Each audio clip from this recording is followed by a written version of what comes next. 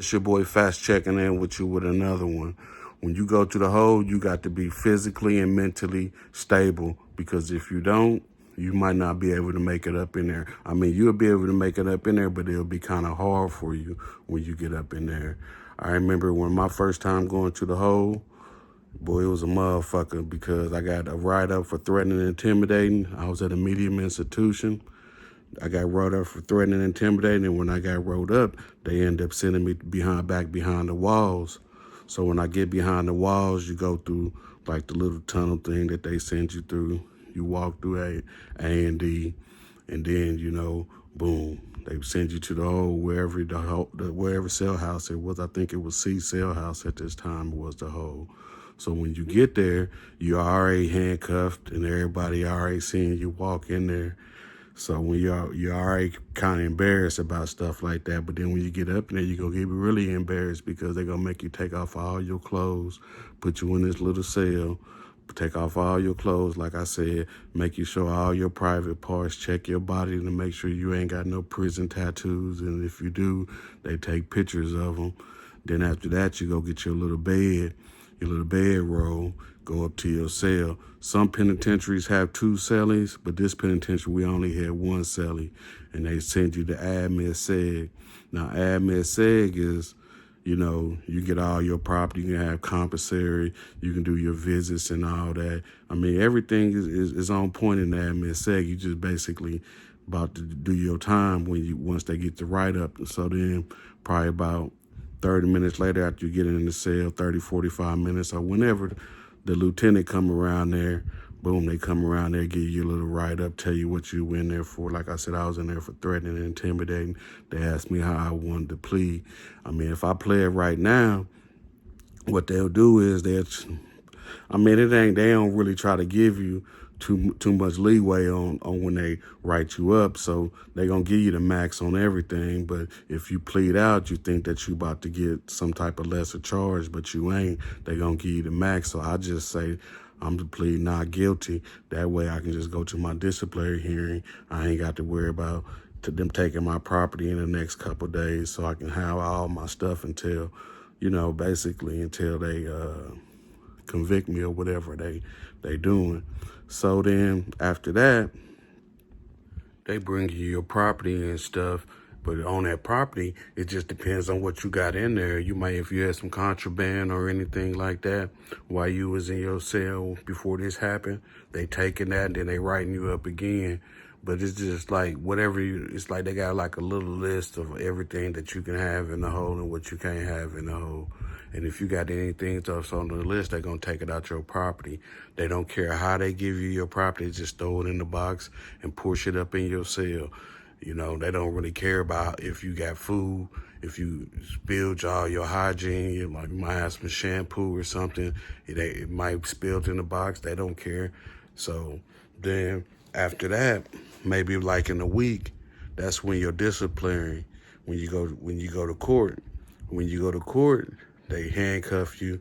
You go down to the little room where they got the little courtroom at, and then they ask you, tell your side of the story. You tell your side of the story, but shit, in reality, they just looking like, shit, we just gonna hurry up and get this over with.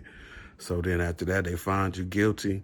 They either gonna give you whatever class it was. If you have a class 1, I think it was 45 days in the hole, 30 days restriction, $20 fine, and maybe some extra duty or something like that. You might have to work around the pod or something. So then after that, they tell you what you got. Then maybe a couple days later after that, now you doing your whole time. I don't know if sometimes they count the days that when you first got there. Sometimes they count them, sometimes they don't. It just depends on the lieutenant that's doing it. So then you go to SEG, which is on the other side, because admin SEG is on one side and dis SEG is on the other side. That's what they call it, dis SEG. When you get to dis SEG, you ain't got no type of property. The only thing you got over there is hygiene.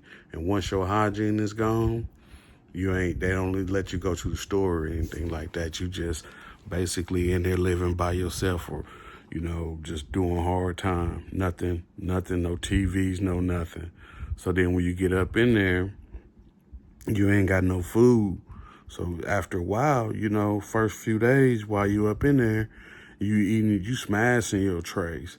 But then come about it's 11 o'clock at night, you start getting hungry again because they don't feed you again until like 4 in the morning or something like that. Because when we in the hole, we eat first because they feed us first.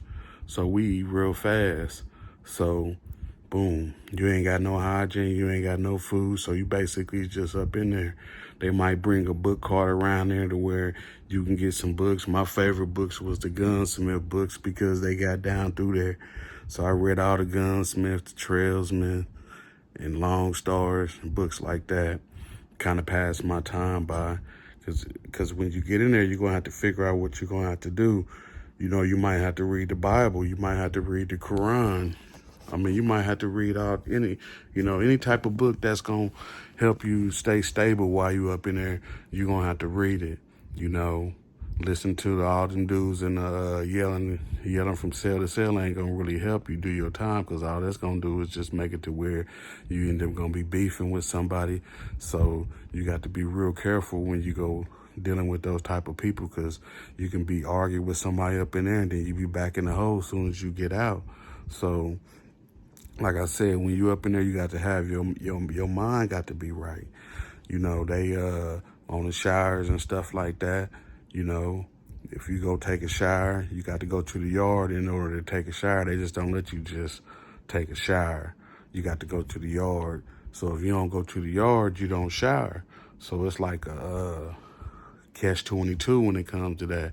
And they don't send you to the yard at no good times like in the afternoon or something. They might send you at the yard at 2 o'clock in the morning to where you only go to this little cage to where you can just walk through, and then you go back after that. You're only out there an hour. And after you go back, boom, they lock you up. And while you out there on the yard doing your thing, they shaking your cell down to make sure that you ain't got nothing up in there. So if you got something up in there that you ain't supposed to, they gonna take it then.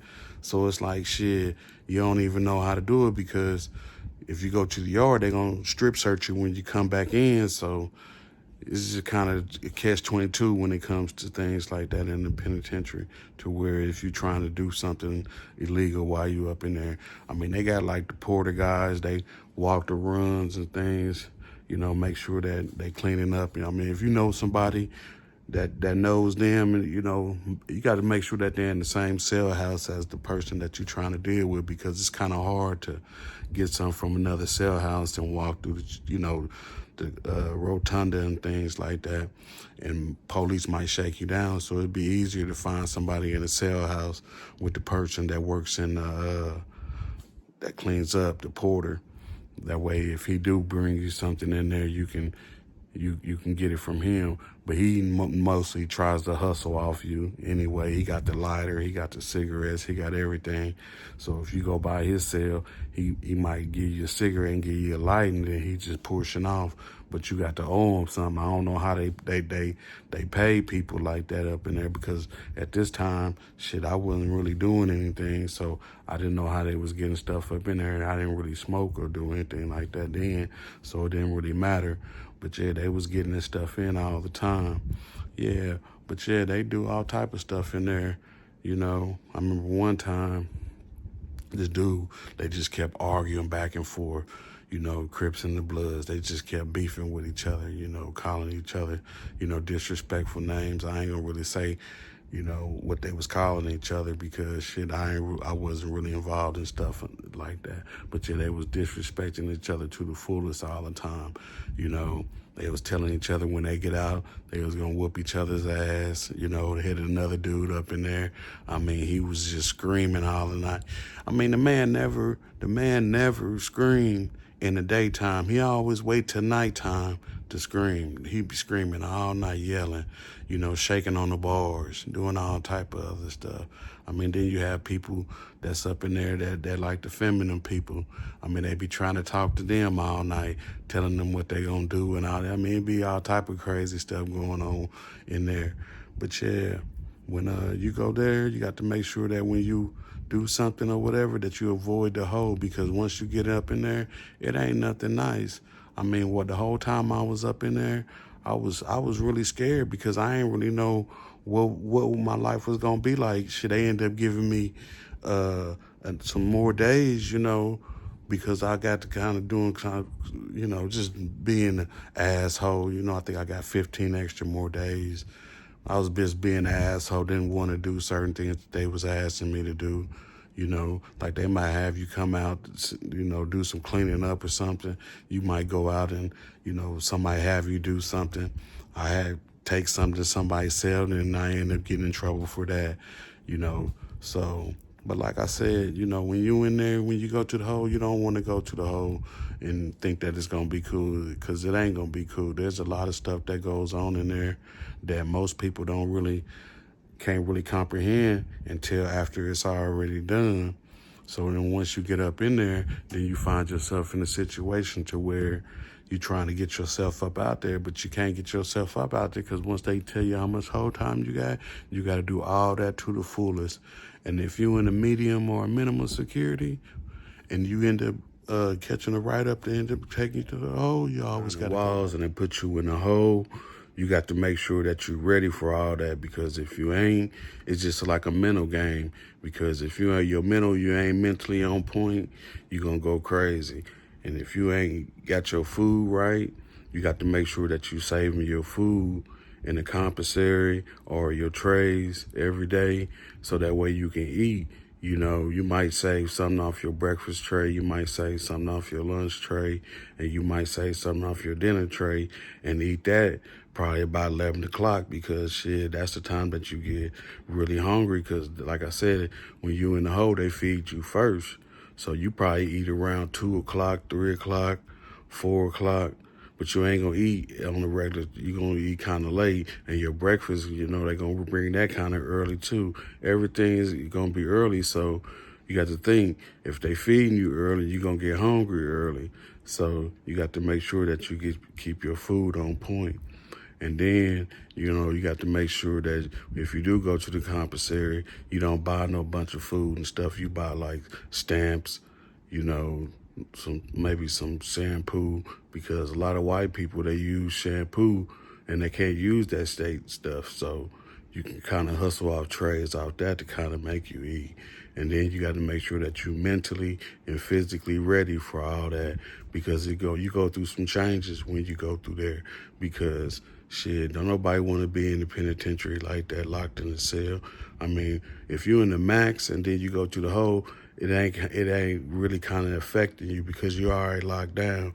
But if you're in the medium and the minimum and you go there, I mean, it affects you when you go, because you ain't used to that.